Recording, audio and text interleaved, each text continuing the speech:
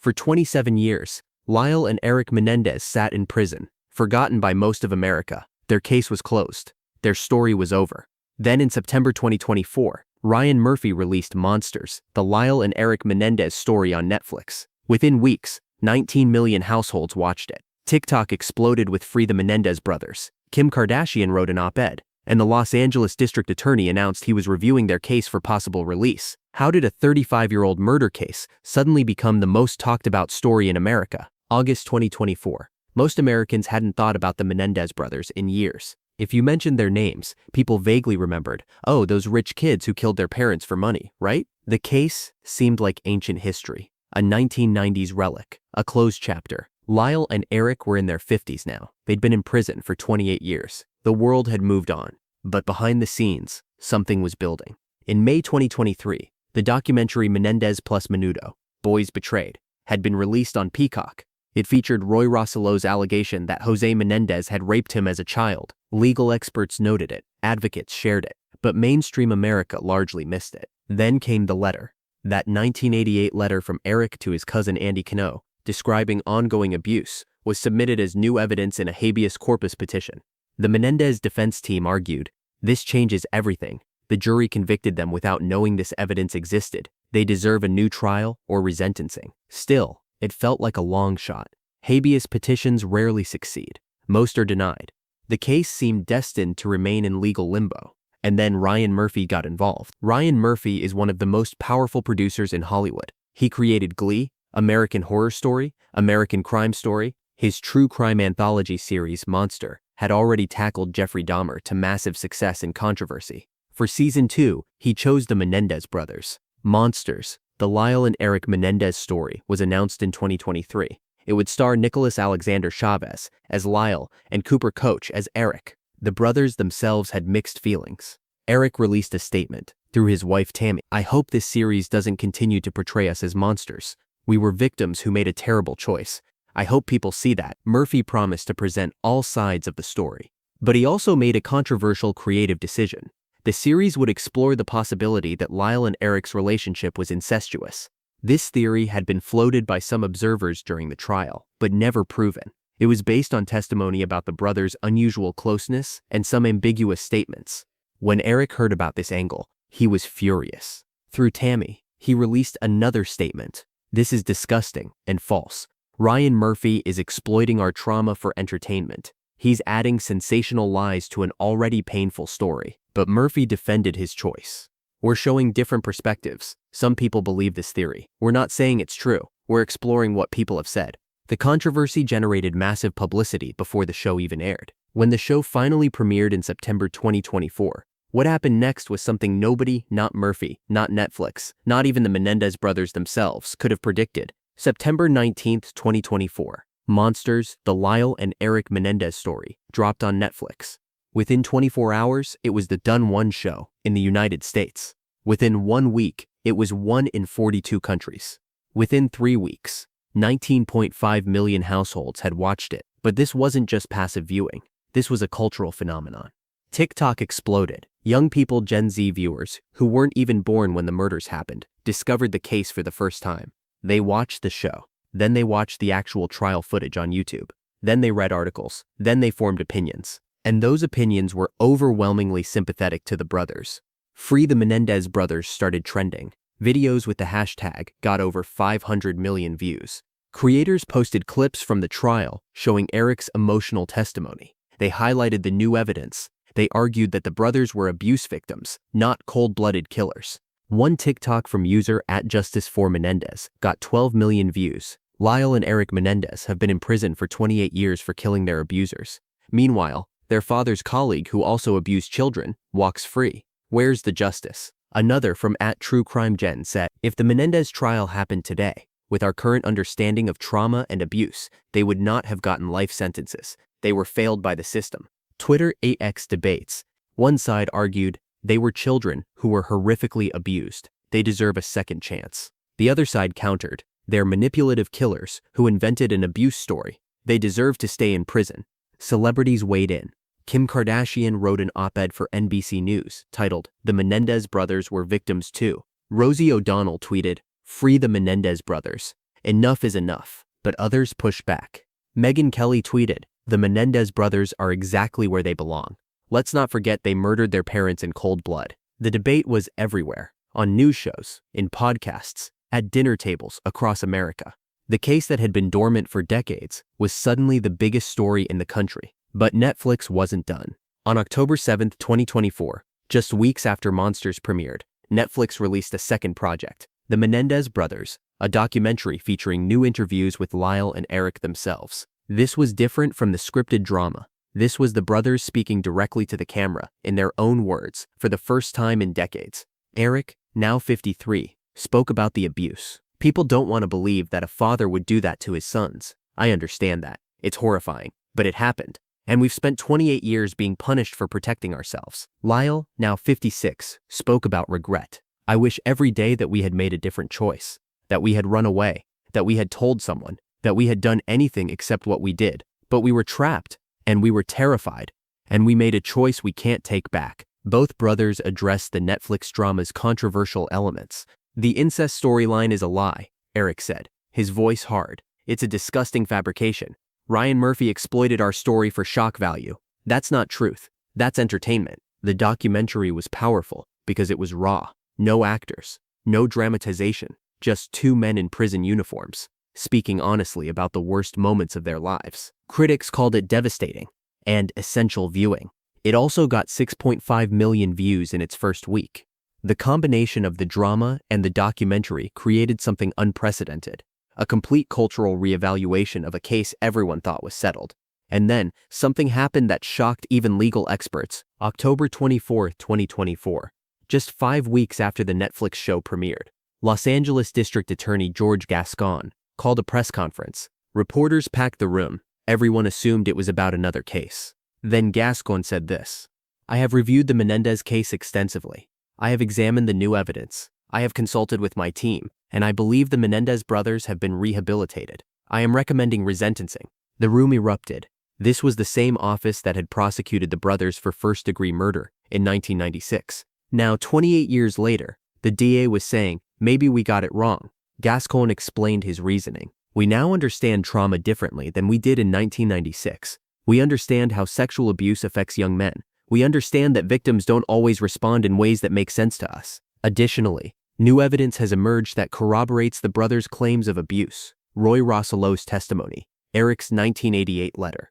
These are significant. Finally, Lyle and Erik have been model prisoners. They've educated themselves. They've helped other inmates. They've shown genuine remorse and rehabilitation. I believe justice would be served by resentencing them to manslaughter, which would make them eligible for immediate release based on time served." The announcement was stunning.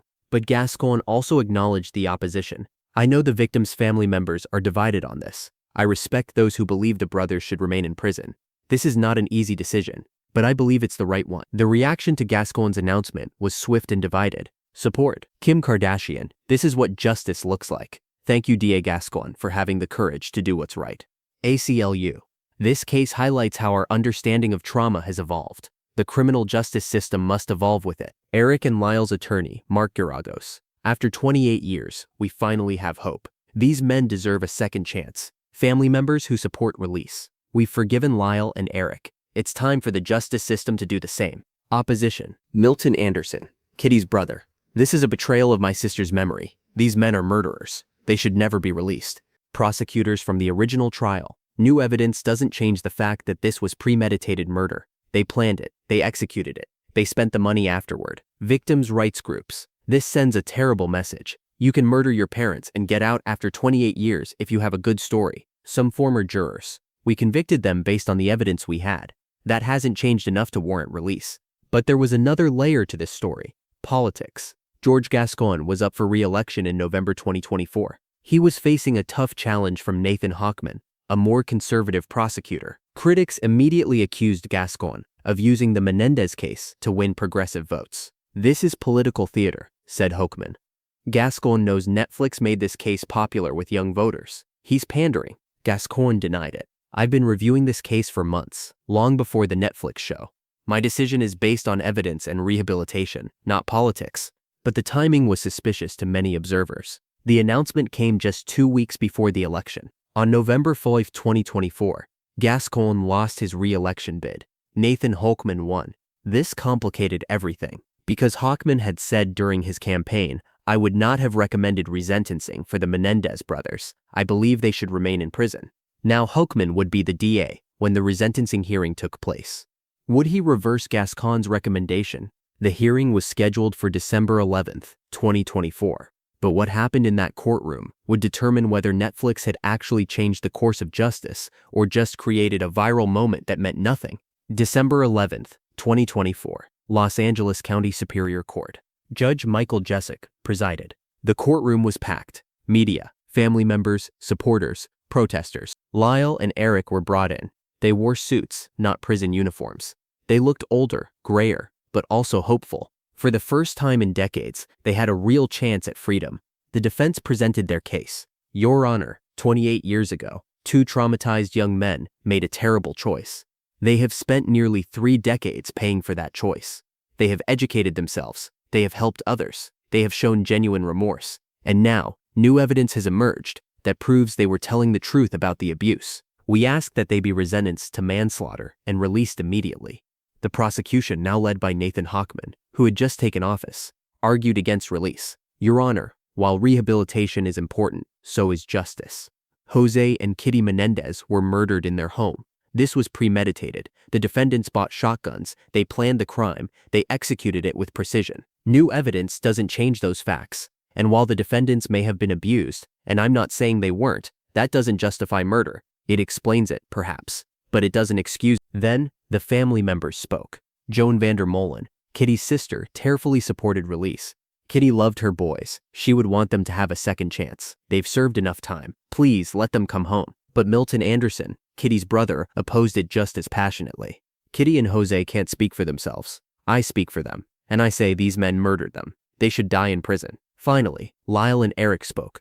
Lyle, Your Honor, I can't undo what I did. I killed my father. I killed my mother. I live with that guilt every single day, but I've tried to become someone better, someone who helps instead of hurts. If you give me a second chance, I promise I won't waste it. Erik, I'm not asking for forgiveness. I don't deserve it, but I'm asking for mercy, for understanding. We were scared. We were broken, and we made the worst choice imaginable. But we're not those people anymore. Please, give us a chance to prove that. After hearing all arguments, Judge Jessup made a decision. This case is extraordinarily complex. The evidence is substantial on both sides. I need more time to review everything thoroughly. He postponed the hearing to January 30, 2025. I will issue my ruling at that time, he said. The courtroom deflated. Lyle and Erik had hoped for an answer. Instead, they got more waiting. As of early 2025, their fate remains undecided. So the question becomes, did Netflix actually change anything? What Netflix accomplished? Cultural awareness. Millions of people who knew nothing about the case now have strong opinions about it. Political pressure. The viral movement created pressure on the DA to act. Gascón's recommendation would not have happened without public interest. Generational shift. Young people now see the case through a trauma-informed lens that didn't exist in 1996. New evidence spotlight. Roy Rosselot and Erik's letter got mainstream attention they wouldn't have received otherwise. What Netflix didn't accomplish. Immediate release. Despite the hype, Lyle and Erik are still in prison. Consensus? America is still divided on whether they deserve freedom. Legal certainty. The new DA opposes release. The judge postponed the ruling. Nothing is guaranteed. The uncomfortable truth. Netflix turned a murder case into entertainment. Ryan Murphy added sensational elements, the incest storyline that the brothers themselves called lies. The show blurred the line between justice and spectacle. Is that progress or exploitation? But perhaps the most important question isn't whether Netflix changed the Menendez case. It's whether the Menendez case changed us. The Menendez case has become a Rorschach test for American values. If you believe they should be released, you likely believe. Trauma explains, even if it doesn't excuse violence. The criminal justice system should prioritize rehabilitation over pure punishment. People can change. Our understanding of abuse has evolved. 28 years is enough. If you believe they should stay in prison, you likely believe murder is murder, regardless of motive. Victims' families deserve justice. Release sends the wrong message. Time served doesn't erase the crime. Some acts are unforgivable. Neither side is wrong. Both have valid points, and that's what makes this case so enduringly fascinating. As of January 2025, we're waiting for Judge Gascón's ruling. 3 possible outcomes. 1. Resentencing to manslaughter. 2. Immediate release. If the judge agrees with Gascón's recommendation, Lyle and Erik could walk free within months. 2. Resentencing to manslaughter. Plural hearing required. They might be eligible for release, but would need to convince a parole board. 3. No resentencing row, life sentence stands. If the judge denies the petition, they remain in prison indefinitely. What the brothers would face if released. They're now 56 and 53 years old. They've never used a smartphone. They've never seen social media. The world has changed completely. They'd need to rebuild lives from scratch. Media attention would be intense. Some people would celebrate them, others would hate them. What their wives say. Rebecca, Lyle's wife. We'll figure it out together. Whatever happens, we're ready. Tammy, Erik's wife. I've waited 25 years. I can wait a little longer, but I pray every day that they come home. Conclusion.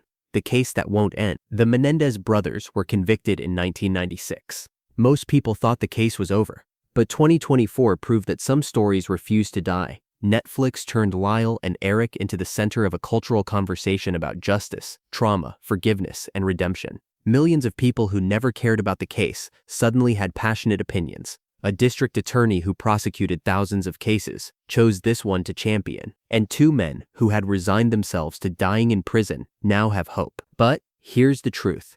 No Netflix show can give us easy answers. The case is still complicated. The pain is still real. The questions are still hard. What Ryan Murphy did was give America a mirror, and what we saw reflected back was ourselves, our values, our biases, our capacity for empathy, and our hunger for justice. The Menendez brothers case asks us, do we believe in second chances? Do we believe trauma matters? Do we believe people can change? Do we believe 28 years is enough? Whatever you believe, the case makes you think. And maybe that's the real Netflix effect. Not changing minds, but opening them. Some cases end with a verdict. Others end with a conversation. The Menendez brothers case has become the conversation America needed to have about justice, about trauma, about who deserves redemption. Netflix didn't solve the case, but it made us care again, and sometimes that's where justice begins.